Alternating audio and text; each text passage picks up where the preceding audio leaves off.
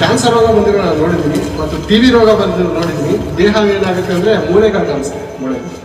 ಆ ಮೂಳೆಗಳು ಕಾಣಿಸಿದಾಗ ಡಾಕ್ಟರ್ ಹತ್ರ ಹೋಗಿ, ಡಾಕ್ಟ್ರೇ ನನಗೆ ಊಟ ಸೇರ್ತಾ ಇದೆ, ಅದೇನೋ ಊಟ ಸೇರ್ತಾ ಇಲ್ಲ, ಏನಾದರೂ ಔಷಧಿ ಕೊಡಿ, ಆಹಾರ ಚೆನ್ನಾಗಿ ಸೇವಿಸುತ್ತಾರೆ ಅಂತ ಅಂದರೆ ಅದನ್ನು ಆಹಾರ ಸೇವಿಸೋದಕ್ಕೆ ಒಳ್ಳೆಯ ಒಂದು ಮೆಡಿಸನ್ನೇ ಕೊಡ್ತಾನೆ ಬೇರೆ.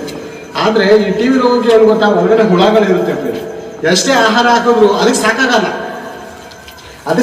ಚೆನ್ನಾಗಿ ತಿನ್ಬಿಡ್ತವೆ. ಆ ಹುಳಗಳೇ ತಿನ್ಬಿಟ್ಟು ಇದನ್ನ ದೇಹನೇ ತಿನ್ಬಿಟ್ಟಿದೆ ಅಂದರೆ ಅದು ಅನ್ನ ಬಿಡುತ್ತಾ, ಮಾಂಸ ಬಿಡುತ್ತಾ? ದೇಹದಲ್ಲಿರುವಂಥ ಮಾಂಸನೇ ತಿನ್ಬಿಡುತ್ತೆ. ಈಗ ಇದನ್ನು ಏನು ಡಾಕ್ಟರ್ ಹತ್ರ ಹೋಗಿ ಸತ್ಯ ಹೇಳೋದು, ಸುಳ್ಳೇ ಅಥವಾ ಡಾಕ್ಟರ್ ನನ್ನ ಮೇಲೆ ಹೇಳಿ ಡಾಕ್ಟರ್ ಇರೋ ವಿಷಯ ಇದ್ದದ್ದು ಹೇಳಿ ಅದಕ್ಕೆ ಬೇಕಾದಂಥ ಮೆಡಿಸಿನ್ ತಗೊಳೋದು ಬಿಟ್ಟು, ಸಣ್ಣ ಪುಟ್ಟದ್ದು ಮನುಷ್ಯನ ನೋಡಿ ನಾಚಿಕೆ ಪಟ್ಟು, ಡಾಕ್ಟರ್ನ ನೋಡಿ ನಾಚಿಕೆ ಪಟ್ಟು, ಇಲ್ಲ ಅಕ್ಕಪಕ್ಕ ಜನರಿರುವಂಥ ಜನರು ನೋಡಿ ನಾಚಿಕೆ ಪಟ್ಟು, ಆರೋಗ್ಯ